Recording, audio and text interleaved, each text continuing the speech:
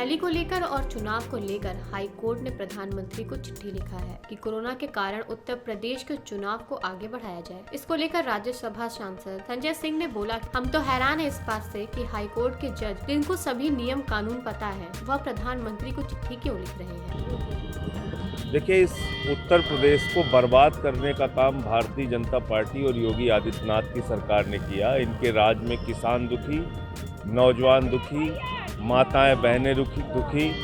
हम भूले नहीं हैं हाथरस कांड, गरीब की बेटी को रात में 2 बजे जला दिया जाता है।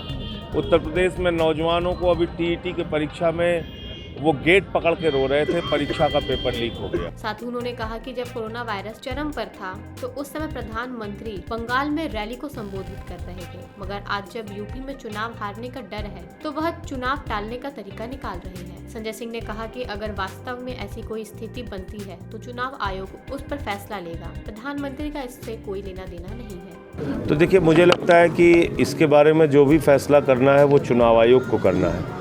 लेकिन मैं बड़ा हैरान हूँ कि हाई कोर्ट के जज जिनको नियम कानून सब पता होते हैं वो प्रधानमंत्री को क्यों चिट्ठी लिख रहे हैं या प्रधानमंत्री से क्यों अनुरोध कर रहे हैं। प्रधानमंत्री का काम तो चुनाव कराना है नहीं। और दूसरी बात मेरा ये कहना है कि जब कोरोना की महामारी चरम पर थी, लाखों लोग मर रहे थे इस देश के अंदर, उस समय तो मोदी जी चिल्ला के चीख के चुनाव प्रचार कर रहे थे बंगाल में। और आज जब यूपी में चुनाव हारने का डर है तो मैदान छोड़ के भागने के लिए अब ये चुनाव टालने का रास्ता निकाल रहे हैं। तो मेरे ख्याल से वो ठीक नहीं है। अगर वास्तव में ऐसी कोई स्थिति बनती है तो चुनाव आयोग उस पर फैसला लेगा। प्रधानमंत्री का क्या लेना देना है इससे।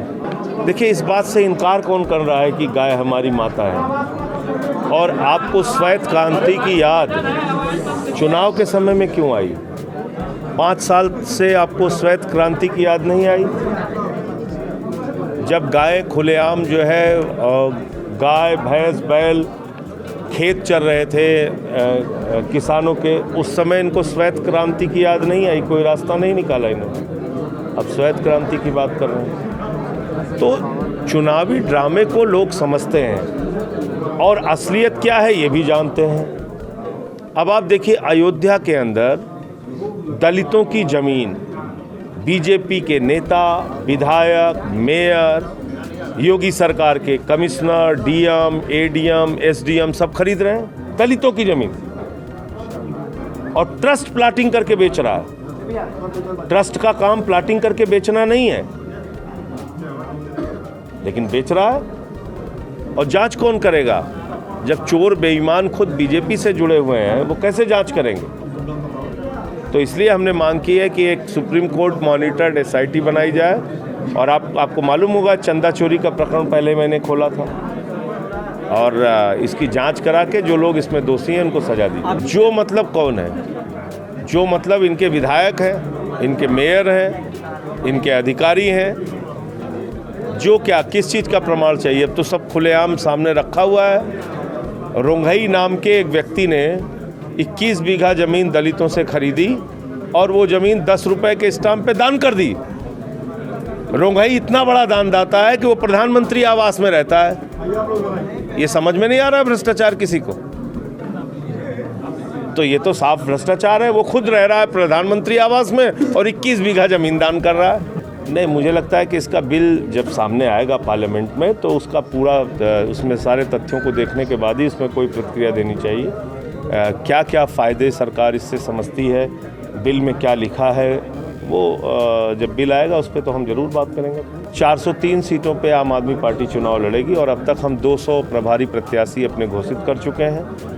आधी जो सीट हैं उन पे हम घोषित कर चुके हैं। और हमारा मुद्दा 300 यूनिट बिजली फ्री, किसानों को बिजली फ्री, पुराने बिजली के बकाया माफ़, 5000 रुपये बेरोजगारी भत्ता हर महीने, 10 लाख नौकरियाँ, ये तमाम मुद्दे हम जनता के बीच में लेके जा रहे हैं। किसान को फसल का दाम, इन मुद्दों पे हम चुनाव लड़ेंगे। कोरोना की भयंकर महामारी में तो आप रैली कर रहे थे घूम के बंगाल और कहाँ दौड़ रहे थे। और अब ओमिक्रॉन, आप सोचिए कोरोना के दूसरे लहर की भयावहता और आज ओमिक्रॉन में जमीन। और मैं ईश्वर से प्रार्थना करता हूं कि ऐसी परिस्थिति हमारे देश में कभी नहीं आनी चाहिए। लेकिन मैं फिर भी कह रहा हूं इसको लेके मेडिकल साइंस जो कहता हो, हमारे डॉक्टर्स जो कहते हो, चुनाव आयोग जो कहता हो, उसका पालन जरूर होना चाहिए, लेकिन राजनीति से ऊपर उठ के फैसला इसका हो। आखिरी एक दिल्ली में अब हाई कोर्ट के जज वो प्रधानमंत्री से क्यों अनुरोध कर रहे हैं? प्रधानमंत्री का चुनाव से क्या लेना देना है? चुनाव आयोग का मतलब है चुनाव से। बिल्कुल जिंदगी बचाना जरूरी है, तो इसलिए ओमिक्रॉन का अगर खतरा है, मेडिकल साइंस उस पर डॉक्टर्स की राय ली जाए। चुनाव आयोग अगर चाहता है चुनाव टालना, आप टालिए, कोई दिक्कत नहीं है, लेकिन उसको राजनीतिक फैसला मत बनाइए।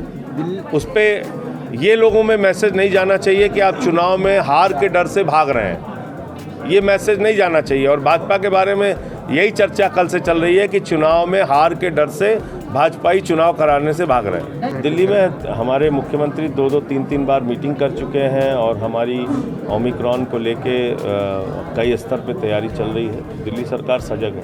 पेश है न्यूज बकेट हिंदी मासिक पत्रिका। पढ़ें इस महीने की पूरी खबर विस्तार से हमारे न्यूज बकेट की मैगजीन में। हमारी ई मैगजीन को मुफ्त में पढ़ने के लिए अभी लॉग इन करें www.newsbucket.in पर। इसके अलावा रोज की ताज़ा खबरों के लिए हमारे YouTube चैनल को तुरंत सब्सक्राइब करें।